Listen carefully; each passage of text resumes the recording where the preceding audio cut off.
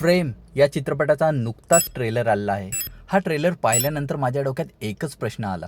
हा सिनेमा खरंच मराठी इंडस्ट्रीला नवा लेवल देणार की फक्त हवा आहे? चला 2 मिनिटात सगळं उलगडूया.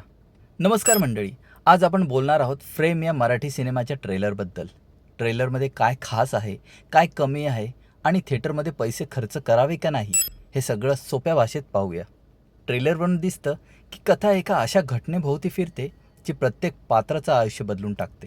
प्रत्येक सीनमध्ये काहीतरी रहस्य लपलेलं जाणवतं, पण ट्रेलर पूर्ण गोष्ट सांगत नाही आणि हाच त्याचा सर्वात मोठा प्लस पॉईंट आहे. या सिनेमाचं दिग्दर्शन केलंय विक्रम पटवर्धन यांनी. ट्रेलरवरूनच त्यांची स्टोरी टेलिंग स्टाईल आणि डिटेलिंग जाणवते. कुठेही उगाच असा गोंधळ नाही, प्रत्येक फ्रेम काहीतरी सांगण्याचा प्रयत्न करते. कलाकारांमध्ये नागराज मंजुळे, अमेय वाघ, मुग्धा गोडसे आणि अक्षया गुरव प्रमुख भूमिकेत आहेत. ट्रेलरमध्ये विशेषतः नागराज मंजुळे आणि अमेय वाघ यांच्यातील विचारांचा संघर्ष लक्ष वेधून घेतो. दोघांची स्क्रीन प्रेझेन्स खूपच दमदार वाटते. तर मुग्धा गोडसे आणि अक्षया गुरव यांच्या भूमिका देखील कथेला भावनिक वजन देताना दिसतात.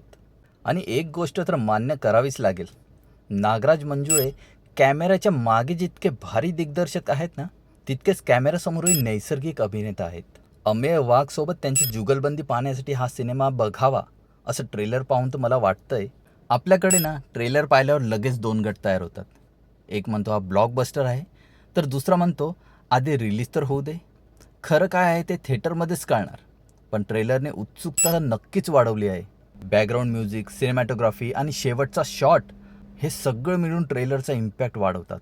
एकूण पाहिलं तर ट्रेलर इंटरेस्टिंग तर आहेच, कथा वेगळी वाटते, कलाकार दमदार दिसत आहेत आणि मेकिंगही दर्जेदार आहे. आता खरी परीक्षा सिनेमा रिलीज झाल्यावरच होणार. मित्रांनो, तुम्हाला हा ट्रेलर कसा वाटला? हा सिनेमा हिट होईल की नाही? तुमचं मत कमेंटमध्ये नक्की सांगा. व्हिडिओ आवडला असेल तर लाईक करा, शेअर करा आणि अशाच मराठी मूवी रिव्ह्यूसाठी चॅनलला सबस्क्राईब करायला विसरू नका. भेटूया पुढच्या भन्नाट रिव्ह्यूमध्ये.